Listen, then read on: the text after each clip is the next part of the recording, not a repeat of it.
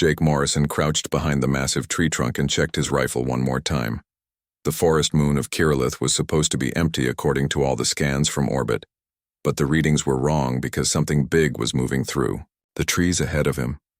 The Marine captain had been on dozens of reconnaissance missions, but this one felt different. The air itself seemed to hum with energy, and the local wildlife had gone completely silent. That was never a good sign in his experience. His comm unit crackled with static as his squad reported in from their positions around the perimeter. Nothing unusual, they said, but Jake could hear the tension in their voices. They all felt it too. Then the sky above the forest clearing erupted in brilliant blue light. Jake raised his weapon and peered around the tree. A creature unlike anything he had ever seen descended from above. Its body was crystalline and seemed to bend light around itself. Wings that looked like they were made of pure. Starlight carried it down with impossible grace. The thing was easily the size of a fighter jet, but moved like a living being. On its back sat a figure in flowing robes. Jake blinked hard, thinking his eyes were playing tricks on him. The rider looked almost human, but something was definitely off. The proportions were too perfect, the movements too fluid. When the creature landed in the clearing with a sound like wind chimes, the rider dismounted with liquid grace. She was tall and slender with skin that seemed to glow faintly in the filtered sunlight. Her ears came to distinct points and intricate patterns covered her arms like tattoos, but they moved and shifted as Jake watched her hair fell in waves of silver that caught the light. Dragon creature folded its crystal wings and made a sound that was part purr and part musical note. The rider placed one hand on its neck and spoke in a language that sounded like singing. Then she turned directly toward Jake's hiding place and spoke in perfect English. Marine Captain Jake Morrison of the Terran Defense Force, please step out from behind that tree. Your weapon cannot harm either myself or Starweaver, and we mean you no harm. Jake felt his blood turn cold. She knew his name, his rank, and apparently could see right through his cover. How was that even possible? We have been monitoring your communication signals since your ship entered this system. The woman continued. Your language is fascinating, though somewhat crude, compared to what we expected from the descendants. Jake made a decision and stepped into the clearing, keeping his rifle ready, but not directly aimed at her. Descendants of what? He called out.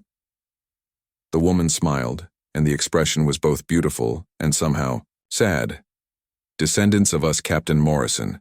Though your people have forgotten so much over the millennia, allow me to introduce myself. I am Princess Lyra of the Vaelther Dominion, and this is my companion Starweaver. The crystal dragon made that musical sound again, and Jake could have sworn it was saying hello, Vaelther. Jake repeated slowly. Never heard of your species. But you have, Princess Lyra said, walking closer. Your people called us elves in your ancient stories, though those tales became quite distorted over time.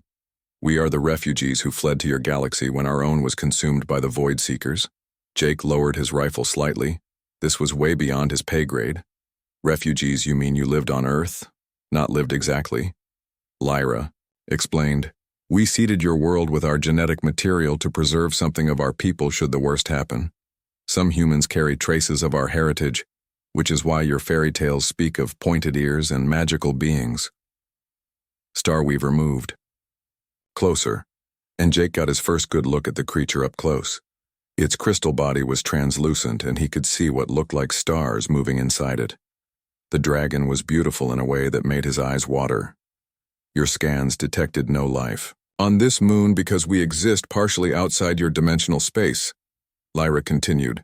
Starweaver and others like her can phase between realities, which is how we survived the destruction of our home galaxy. Why are you telling me this, Jake? Asked. First contact protocol says. Your first contact protocols are irrelevant, Captain.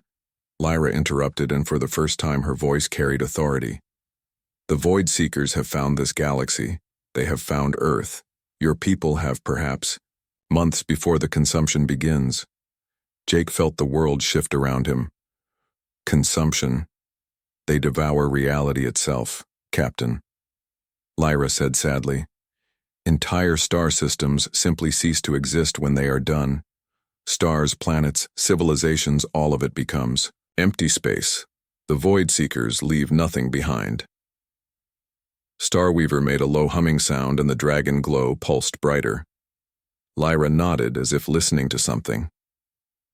Starweaver reminds me that time is short, she said. Your fleet detected our ships. 3 days ago we have been debating whether to make contact or simply flee to the next galaxy as we did before. What changed your mind? Jake asked. You did, Captain Morrison? Lyra said with another sad smile. Humanity has something we lost long. I go the will to fight impossible odds. Your species looks at a problem and immediately starts planning how to solve it, rather than how to run from it. Jake thought about that. His whole military career had been built on solving impossible problems. So what do you want from us? An alliance, Lyra said simply. The Void Seekers can be fought but not by either of our peoples alone. Your technology and determination combined with our abilities and knowledge might be enough. Might be the alternative. Is the end of everything, Captain. Not just death but complete erasure from existence itself. Jake looked at the alien princess and her dragon companion. This was definitely not covered in any manual he had ever read. But if she was telling the truth, then Earth needed to know. I need to report this to my superiors, he said. Of course, Lyra agreed. But be aware that some of your people will not believe what they see. Starweaver and I are quite beyond their current understanding of physics, as if to demonstrate the dragon suddenly became transparent and Jake could see right through it. Then Starweaver solidified again and made what sounded suspiciously like a chuckle. How do I contact you again? Jake asked. Lyra touched something on her wrist and Jake felt a strange tingling in his head. We are now connected through quantum entanglement, Captain. You will be able to reach us when needed. She climbed back onto Starweaver with fluid grace. Tell your leaders that Princess Lyra of the Valthyr Dominion requests a formal meeting. The fate of 2 species depends on what happens next. The dragon spread its crystal wings, and they began to glow with that same blue light Jake watched, as they lifted off the ground without any visible means of propulsion. Captain Morrison, Lyra called down as they rose above the trees. Welcome to a much larger universe than your people imagined. Then they were gone, leaving only the fading sound of wind chimes and the memory of Starlight. Jake stood alone in the clearing for a long moment trying to process what had just happened. Then he activated his comm unit. Command. This is Morrison. I need immediate extraction and a secure line to Fleet Command. Priority Alpha. Copy that, Morrison. Is everything all right down there? Jake looked up at the empty sky where a crystal dragon had been just moments before. Negative command, everything just changed. 6 months had passed since Jake first met Princess Lyra, and his life had become something from a science fiction movie. The Valthyr fleet hung in space beyond Pluto, looking like a collection of living coral reefs more than traditional starships. Their technology seemed to grow rather than being built, which made human engineers both fascinated and nervous. Jake stood on the bridge of the largest Valthyr vessel, watching Earth through the bioluminescent viewing screen. The ship itself was alive in ways that still made him uncomfortable. The walls pulsed with a gentle heartbeat and corridors sometimes rearranged themselves when no one was looking. Your planet is beautiful from this distance, Lyra said, approaching from behind. The blue and green patterns remind me of our lost homeworld. She had changed over the past months. Jake noticed the formal princess demeanor had relaxed somewhat, and she now wore practical clothing similar to human military uniforms, though made from materials that shifted color based on her mood. Today they were deep blue with silver threads, which Jake had learned meant she was worried. Any word from the outer sensor nets? He asked. Nothing yet, but Starweaver has been restless, Lyra replied. She can sense disturbances in dimensional space that our instruments cannot detect. They had established a joint command structure with remarkable ease considering they were 2 completely different species. Human tactical thinking combined well. With Valthyr mystical abilities, Jake had learned to work with concepts that would have seemed like magic just months ago. How long do we have? Jake asked the question that haunted everyone. Starweaver estimates perhaps 2 weeks before the first scouts arrive, Lyra said quietly. The main force will follow within days after that, Jake nodded grimly. The Void Seekers moved like a plague across space, consuming everything in their path. Human military doctrine had no precedent for an enemy that could literally erase matter from existence. I still do not understand how they do it, he said. Imagine reality as a fabric, Lyra explained, settling into the bio-chair next to him. The Void Seekers can pull individual threads until the entire weave unravels. What remains is not empty space but true nothingness. Nothing has ever existed there. The concept still made Jake's brain hurt. And they do this why? To feed something larger, Lyra said with a shudder. We detected traces of whatever commands them before our galaxy fell. It exists in the spaces between realities and consumes the quantum energy released when matter ceases to exist. A musical chime echoed through the ship, and both Jake and Lyra looked up. Starweaver was trying to communicate from her resting chamber. She wants to show us something, Lyra said, standing. Will you come? They made their way through the living corridors to where Starweaver spent most of her time. The chamber was vast and filled with crystal formations that resonated with harmonic frequencies. The dragon herself was curled around a pillar of pure light that served as some kind of power source. When they entered, Starweaver raised her massive head and made a series of complex sounds. Lyra listened intently, then turned pale. What is it? Jake asked. She has been monitoring human broadcast signals, Lyra said slowly. Your entertainment media specifically. She says she finds human stories fascinating. Jake blinked. She watches movies. Apparently, your species has an unusual talent for imagining impossible scenarios and then making them work. Lyra continued. Starweaver believes this ability might be crucial to defeating the Void Seekers. The dragon made another sound, and suddenly the air filled with holographic images. Scenes from dozens of human movies played around them, showing heroes facing impossible odds and finding creative solutions. Incredible, Lyra whispered. Your people never simply accept that something cannot be done. Instead, you find ways to make the impossible possible. Jake watched a scene from an old war movie where outnumbered soldiers held off a massive army through clever tactics and determination. That human stubbornness. It is more than stubbornness. Captain, Lyra said seriously, it is something we lost millennia ago. Hope combined with absolute refusal to surrender. Even when facing annihilation, your species begins planning counterattacks. Starweaver projected another image, this time showing human and Velther forces working together. The dragon had been studying tactical reports and had created her own battle scenarios. She has an idea, Lyra translated. Something about combining human military doctrine with Velther phasing abilities. Jake studied the tactical display Starweaver had created. Tell me more. For the next several hours, they worked with the dragon to understand her concept. Human forces could not phase between dimensions, but they could use Velther technology to create weapons that could. The key was finding ways to make human determination and creativity work with abilities that seemed magical. Coffee, Jake announced suddenly. I beg your pardon, Lyra said. You need to try coffee, Jake explained. If we are going to work together, you need to understand human fuel. He led her to the small human section of the ship where they had set up basic amenities. Lyra watched with fascination as Jake prepared the strange human beverage. This liquid provides energy, she asked. Not exactly, Jake said, handing her a cup. It provides focus and determination. Also, it tastes good once you get used to it. Lyra took a careful sip, and her expression changed immediately. This is remarkable, she said, taking another larger drink. I can feel my consciousness becoming more alert. Welcome to human addiction, Jake said with a smile. We will have you drinking 10 cups a day within a week. They settled into comfortable chairs, and Jake realized this was the first time they had really talked without discussing war plans or tactical scenarios. Tell me about your homeworld, he said. It was called Threnody, Lyra said, staring into her coffee. Crystal spires that sang in the solar winds and cities that grew from the living rock itself. We lived in harmony with our environment for millions of years. What went wrong? We became too comfortable, Lyra admitted.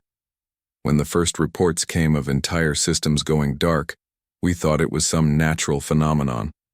Did not realize we were being hunted until it was far too late. Jake heard the pain in her voice. How many got away? Perhaps 1% of our population, she said quietly. The rest fought to the end, trying to buy time for the evacuation fleets. We carry the memories of 10 billion souls who chose death over abandoning their homeworld. They sat in comfortable silence for a while. Jake understood survivor guilt, having lost plenty of good soldiers over the years. But losing an entire civilization was beyond anything he could imagine. Your people will not make the same mistake. Lyra said finally. Humans prepare for war even when there is no enemy in sight. It is both frightening and admirable. An alarm started sounding throughout the ship, and both Jake and Lyra were on their feet immediately. They rushed back to the command center where Starweaver holographic projections showed space near the edge of the solar system. Contact, the watch officer reported, multiple unknown signatures, approaching from deep space. Jake felt ice form in his stomach as he watched the sensor readings. How many? 17 confirmed contacts, came the reply. Configuration unknown, but they match Valthyr descriptions of Void Seeker scouts. Lyra was already moving to the communication array.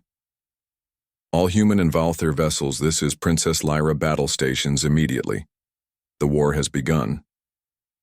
Jake activated his own comm system. Earth Command. This is Morrison hostile, contacts inbound. All defense, fleets to condition red. This is not a drill. Through the viewing screen they could see distant flashes of light as the first Void Seeker scouts encountered the outer patrol vessels. The enemy ships looked like holes cut out of space itself. Darkness, so complete that they seemed to bend light around them. Time to see if impossible can become possible, Jake said grimly. Indeed, Captain, Lyra agreed. Let us show the Void Seekers what happens when they threaten both our peoples. Starweaver roar echoed through the ship, and suddenly Jake could hear what sounded like music in his head. The dragon was singing, and somehow he understood that this was how Valthyr prepared for battle. The war for 2 galaxies had begun. The first battle had been a disaster. 3 human fleets destroyed and 2 Valthyr bioships consumed completely. The Void Seekers fought unlike any enemy either species had faced. Their vessels could exist in multiple dimensions simultaneously, making targeting nearly impossible. Jake stood in the wreckage of what had been the command center of the human flagship, watching Valthyr engineers attempt to repair systems that had been partially erased from reality. The enemy weapons did not destroy matter, they simply made it stop existing entirely. We cannot fight them conventionally. Admiral Chen said, her voice hollow with defeat. Every engagement costs us ships while they seem to take no losses at all.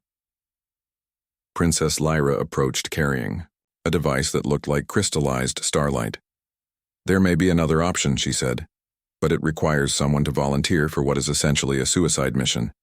Jake looked up from the tactical reports. What kind of suicide mission? The Void Seekers have constructed something at the edge of your solar system, Lyra explained. A massive structure that appears to be some kind of processing facility. We believe they are using it to convert matter into the energy their masters require, so.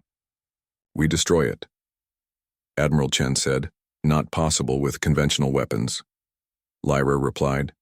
The facility exists partially outside normal space, but someone could potentially infiltrate it using experimental technology that allows temporary dimensional phasing. Jake understood immediately, temporary being the key word. The human body was not designed to exist between dimensions, Lyra admitted. Even with our technology, the process would be extremely dangerous. Extended exposure would result in complete molecular breakdown. How long would someone have? Perhaps 6 hours before the effects become irreversible, Lyra said. Enough time to gather intelligence about their operations and plant charges if possible. Admiral Chen looked at Jake. Captain Morrison, I cannot order anyone to undertake this mission. You do not need to order me, Admiral. Jake said, when do we start? The next 12 hours were spent in intensive preparation. Valthyr technicians worked around the clock to modify human equipment for dimensional phasing. The process involved quantum entanglement with Starweaver herself, which would allow Jake to survive briefly in spaces that should not exist.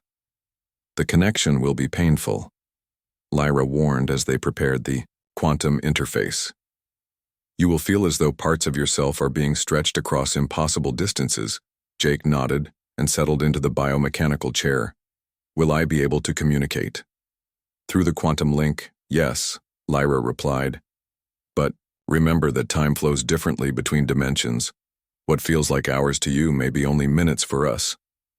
Starweaver approached and placed her massive crystalline head near Jake. Her eyes were like looking into deep space filled with swirling galaxies. The dragon made a series of harmonic sounds that somehow Jake understood as encouragement. She says you have the spirit of a star defender. Lyra translated, high praise from one of her kind. The phasing process began with a sensation like being turned inside out. Jake felt his consciousness stretch across multiple realities simultaneously.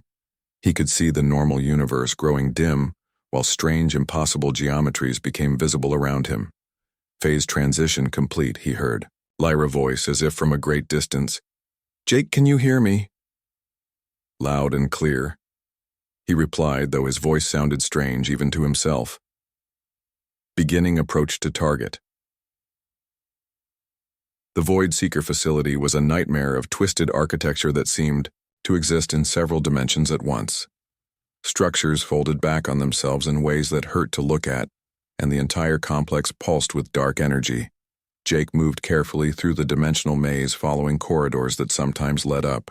While he was walking down, the facility was enormous, far larger than it had appeared from normal space. I am inside the structure, he reported. The architecture makes no sense, but I am finding my way deeper. Be careful, Jake. Lyra voice carried. Worry. We are detecting massive energy fluctuations from your location. As Jake penetrated deeper into the facility, he began to understand its horrible purpose. The Void Seekers were not just destroying matter, they were processing it, entire ships. Both human and alien were being systematically broken down into component quantum particles. But that was not the worst discovery. In the central chamber, Jake found something that made his blood freeze. Massive screens showed not just their current galaxy, but dozens of others, all marked with the same consumption patterns. The Void Seekers had been doing this for millions of years across countless galaxies. Lyra, are you getting this? He transmitted, sharing his visual feed through the quantum link. By all the stars, came her shocked response. Jake, they have consumed entire galaxy clusters. But the truly terrifying revelation came when Jake accessed their central data core. The Void Seekers were not the ultimate enemy. They were harvesting reality to feed something even worse, something that existed in the spaces between universes and required the destruction of entire cosmologies to sustain itself. We need to get this information back to the fleet, Jake said, beginning to plant the experimental charges Lyra had given him. This is bigger than just our two species. That was when the facility defenses activated. Jake had been detected, and suddenly the twisted corridors filled with Void Seeker warriors. Things that looked like holes cut out of reality itself moved through the dimensional maze with terrifying purpose. Jake, your quantum signature is destabilizing. Lyra called urgently. You need to get out now. Almost finished, Jake replied, setting the last charge. 30 seconds. The Void Seekers were closing in, and Jake could feel his molecular structure beginning to break down. The dimensional phasing was failing, and he was starting to exist in too many realities at once. Jake, please. Lyra's voice was desperate. Do not make me watch another world die. That was when Starweaver's song filled his mind. The dragon was doing something incredibly dangerous, using her own life force to stabilize Jake's quantum signature long enough for him to escape. Starweaver, no. Lyra screamed. You will kill yourself. Jake felt the dragon's strength flowing through him and knew he had perhaps minutes before the effort killed her. He activated the charges and began running through the collapsing facility as reality itself started to unravel around him. Emergency extraction now, he shouted. The last thing Jake remembered was Lyra's voice screaming his name as she attempted a dimensional rescue that should have been impossible. Then everything went white, and he felt himself being pulled across impossible distances back to normal space. He materialized on the deck of the Viothir ship, bloody and barely conscious. Lyra was immediately beside him while medical teams worked to stabilize his quantum signature, Starweaver. He managed to ask, "Alive but badly injured," Lyra said with tears in her eyes. "She saved you, but the cost was enormous." Jake tried to sit up. "The data we need to already transmitted to both fleets," Lyra assured him. "Jake, what you discovered changes everything. We are not fighting an invasion. We are fighting to prevent the consumption of our entire universe." Through the medical bay viewport, Jake could see explosions lighting up space where the Void Seeker facility had been. The charges had worked, but he knew it was only a temporary victory. "How long before they send the main force?" he asked, unknown. Lyra replied, "But now we know what we are really fighting. The question is whether knowledge will be enough." Jake closed his eyes and tried to process what he had seen. An enemy that had consumed galaxy clusters for millions of years, all to feed something even worse lurking between universes. "We need a bigger plan," he said finally. "Yes," Lyra agreed. "We do." The war room aboard the Viothir flagship had become a place of desperate planning. Human military officers worked alongside alien mystics trying to find a solution to an impossible problem. The data Jake had retrieved painted a terrifying picture of an enemy that had consumed entire galaxy clusters. "The reality anchor theory is our only option," the Viothir High Scholar announced to the assembled commanders. "According to the ancient archives, it is possible to create a permanent barrier against void incursion." Jake studied the holographic projections showing the proposed ritual. What exactly does this anchor require? "The willing union of representatives from both species," the scholar explained. "Not merely an alliance, but a quantum entanglement at the deepest level. Their combined life forces would create a resonance pattern that stabilizes local reality." Admiral Chen frowned. "You are talking about a permanent binding. These representatives would be connected for life, if they survive the process," Princess Lyra added quietly. "The archives suggest that creating such an anchor requires sacrificing the individual existence of those involved. They would become something new, something that exists to maintain the barrier." Jake felt his stomach drop. "A suicide mission." "Not suicide exactly," the scholar corrected. "Transformation. The representatives would continue to exist, but as guardians of the reality anchor, their consciousness would be forever linked to the quantum fabric of local space." Starweaver made a weak harmonic sound from her recovery chamber. The dragon was still healing from her efforts to save Jake during the infiltration mission, but she insisted on participating in the planning sessions. "What does she say?" Jake asked. Lyra listened to the complex musical tones. "She says the Song of Stars speaks of such unions in the oldest legends, two souls becoming one to hold back the darkness at the edge of existence." "How long would this barrier last?" Admiral Chen asked. "Theoretically forever," the scholar replied. "But it would require constant maintenance. The Guardians would need to continuously reinforce the quantum structure. Reality is not naturally stable at such levels." Jake looked around. The room at the faces of both human and Viothir commanders. Everyone understood what was being proposed. Someone would have to volunteer to essentially give up their individual existence to save both civilizations. "I will do it," Lyra said suddenly. "As a member of the royal family, it is my duty to—" "No," Jake interrupted. "This requires representatives from both species. It cannot be a unilateral sacrifice." Their eyes met across the tactical table, and Jake realized they were both thinking the same thing. Over the past months of working together, they had developed something beyond professional respect. The quantum connection established during his rescue mission had created a bond neither of them fully understood. "The candidates must be quantum compatible," the scholar continued. "Their life forces must be able to merge without rejecting each other. This is extremely rare between different species." "How do we test for compatibility?" Admiral Chen asked. Starweaver made another sound. and suddenly the air shimmered around Jake and Lyra. Both of them gasped as they felt their consciousness briefly overlap. For a moment, Jake could see through Lyra's eyes and feel her thoughts while she experienced his memories, already tested. The scholar said with surprise, the quantum entanglement created during Captain Morrison's rescue mission has made them compatible. The dragon knew and was demonstrating their connection. Jake felt dizzy from the brief mental fusion, but also strangely, complete, as if he had been missing a part of himself that was now returned, so we could actually do this. The process would be conducted during the final battle. The scholar explained, the combined fleets would need to hold the line while the reality anchor is established.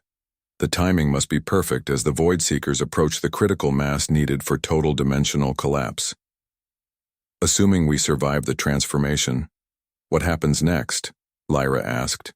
You would become the living guardians of this galaxy.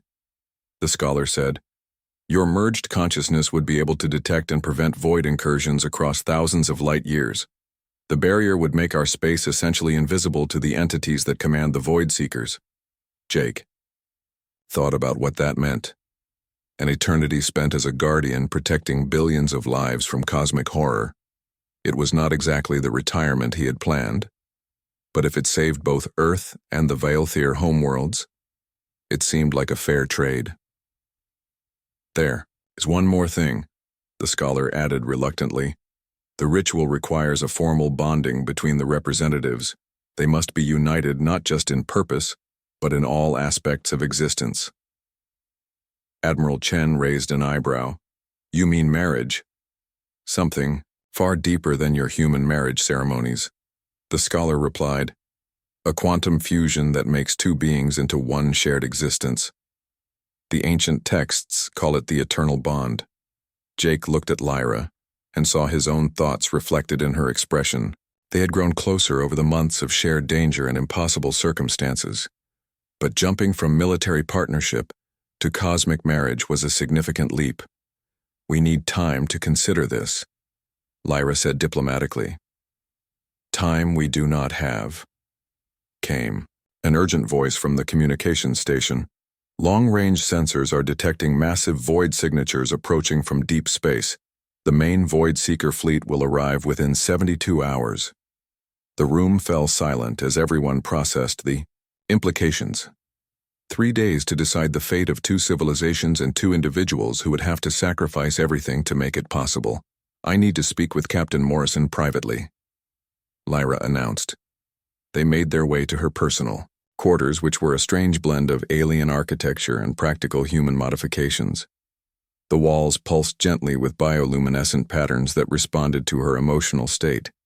Jake, she said once they were alone, I must ask you something that no person should have to ask another. Whether I am willing to spend eternity bound to you, Jake replied. I have been thinking about it since the scholar first explained the process. And what is your conclusion? Jake looked at this alien princess, who had become the most important person in his life over the past months. Lyra, I have served in the military for 15 years. I have seen good soldiers die for causes much smaller than saving the universe. That is not what I asked. I know, Jake said, moving closer. What you are really asking is whether I have feelings for you that go beyond professional respect. And the answer is yes, I do.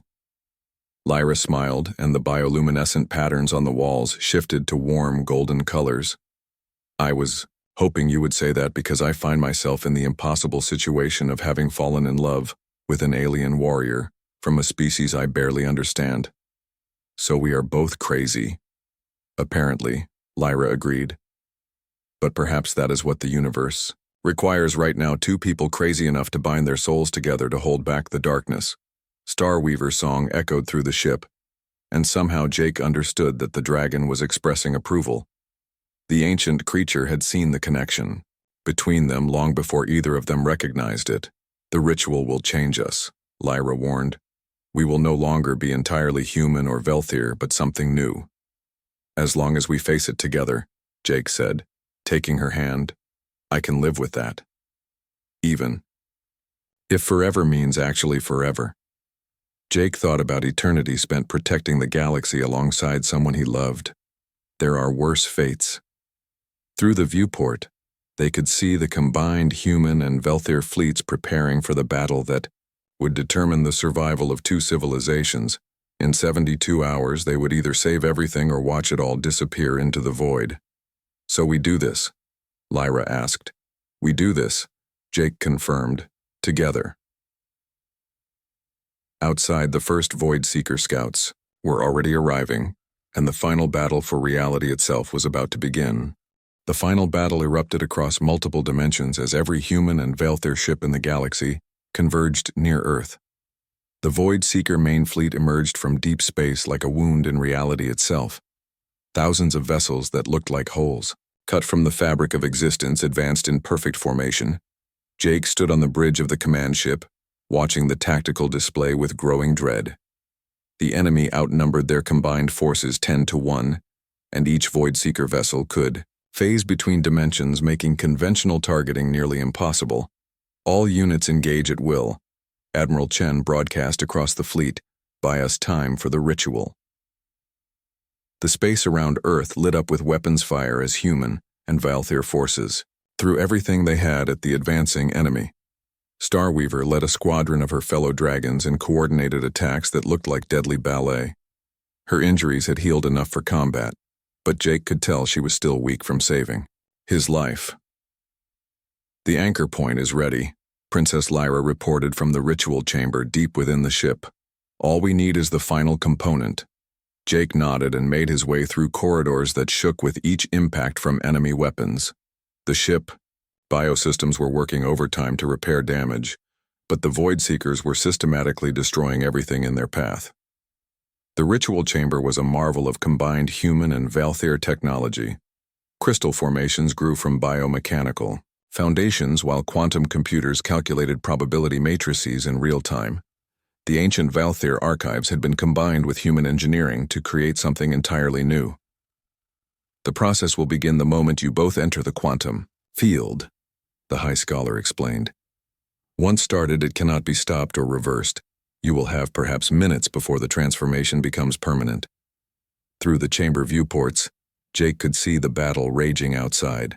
A human cruiser exploded in silent flame as a Void Seeker vessel simply erased its hull from existence. Two Velthir bioships were phasing in and out of dimensions trying to confuse their attackers. "How much time do we have?" Lyra asked. "The enemy will reach Earth orbit in approximately 20 minutes, came the reply. "After that, they will begin the final consumption process." Jake checked his sidearm and activated his comm system. "All units, this is Morrison. The reality anchor ritual is beginning. Hold them off for as long as possible." "Copy that, Morrison," came Admiral Chen's voice. "Make it count." Jake and Lyra approached the quantum field generator, which hummed with barely contained energy. The device would merge their life forces at the molecular level, creating a living barrier against void incursion. "Are you ready?" Lyra asked. "As ready as anyone can be for cosmic marriage." Jake replied. They were about to step into the field when alarms started screaming throughout the ship. The tactical display showed Void Seeker forces breaking through the defensive lines and heading directly for their position. "They know what we are doing," the scholar said in shock. Somehow they detected the quantum preparations. Enemy ships materialized around the command vessel as the final assault began. The hull shuddered under direct fire, and Jake could hear the biosystems screaming in alien languages as they tried to maintain structural integrity. "We are out of time," Lyra said. Jake looked at the woman, who had become everything to him over the past months of impossible circumstances. She was brilliant, brave, and beautiful in ways that transcended species. They had found love in the middle of a war for the survival of the universe. But something was missing from their desperate rush toward cosmic transformation. Jake suddenly stepped back from the quantum field and dropped to one knee on the chamber floor. Lyra stared at him in confusion, while explosions lit up the space around them and reality itself began to tear apart. "Princess Lyra of the Velthir Dominion," Jake said, reaching into his pocket. "I know we are about to merge our souls for eternity and become guardians of the galaxy. But first, I have something important to ask you." He pulled out a small crystal that had been his good luck charm for years. a quantum resonator that had saved his life during a previous mission. It was not much, but it reminded him of the stars and of hope in dark places. "Jake, what are you doing?" Lyra asked as the ship shook around them. "Something I should have done weeks ago." Jake replied, "Lyra, will you marry me, not because the universe requires it, or because some ancient ritual demands it, but because I love you and want to spend forever with you?" Lyra stared at him for a moment, then began to giggle. The sound was pure and joyful and completely unexpected in the middle of a cosmic battle for survival. "Jake Morrison of Earth," she said, kneeling down to meet his eyes. "You are proposing marriage in the middle of the apocalypse. Seemed like the right time," Jake said with a grin. "So what do you say?" Her giggle became full laughter that somehow harmonized with Starweaver song echoing through the ship. "You wonderful impossible. Human, yes. I will marry you." Jake slipped the crystal onto her finger where it immediately began to resonate with her bioelectric field. The simple human good luck charm became something beautiful when touched by Velther energy. "Now can we save the universe?" Lyra asked, still laughing. "Together," Jake confirmed. They stood and stepped into the quantum field hand in hand. The energy surrounded them like liquid starlight, and Jake felt his consciousness begin to merge with Lyra. The process was not painful, but transformative, as if he was becoming more than he had ever been before. Around them, the battle reached its climax. Void Seeker forces had broken through to Earth orbit and were beginning the consumption process. But as Jake and Lyra merged into something new, a wave of stabilizing energy spread outward from their position. The reality anchor was working. Jake could feel his awareness expanding across light years as he and Lyra became the living guardians of local space. Their merged consciousness could perceive the quantum threads that held reality together and reinforce them against void incursion. The Void Seeker fleet suddenly found themselves unable to phase between dimensions. The anchor was making local space stable and solid in ways that blocked their primary abilities. Confused and vulnerable, they began to retreat as human, and Velther forces pressed their advantage. "It is working." Admiral Chen's voice reached them through quantum resonance. "The enemy is withdrawing, Jake." And Lyra were no longer entirely separate beings, but they retained their individual personalities within their shared existence. They could feel each other's thoughts and emotions as if they were their own, but remained distinct people who had chosen to become something greater together. Starweaver appeared in the chamber, somehow having phased through the ship hull. Her crystal form was blazing with harmonious light as she sang her approval of their union. The dragon had known from the beginning that this was how it would end. "How do you feel?" the High Scholar asked.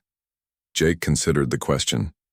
He was still himself, but also more than himself, connected to Lyra in ways that went beyond human understanding, and aware of cosmic forces that had been invisible before. "Complete," he said finally. "Happy," Lyra added, "and ready to spend eternity protecting what we love." Through their expanded awareness, they could sense the Void Seeker fleet retreating to the edge of the galaxy. The reality anchor had made local space effectively invisible to their masters. The cosmic entities that fed on destroyed galaxies could no longer perceive this region of space. "The immediate threat is over," Jake announced, "but we will need to maintain constant vigilance." "The anchor requires active maintenance, we understand," Admiral Chen replied. "What do you need from us?" "Just remember that we chose this," Lyra said. "Jake and I are still here, still ourselves, just expanded beyond individual existence. We did this for love, not duty." Years would pass and the reality anchor would hold the Void Seekers, never return to this galaxy. And slowly both human and Velther civilizations rebuilt what had been lost. Jake and Lyra became the invisible guardians, who maintained the quantum barriers that kept their space safe. They had their wedding ceremony in a place between dimensions, attended by representatives of both species and witnessed by Starweaver herself. The dragon had become the first being to hold dual citizenship in both civilizations. Sometimes children would look up at the stars and swear they could hear laughter echoing across space. the sound of two people who had found love in the middle of the apocalypse and chose to spend eternity together protecting everything they cared about. Jake Morrison and Princess Lyra had proposed to each other in the middle of a cosmic battle, and their love had literally saved the universe. Some fairy tales, Jake reflected, do have happy endings.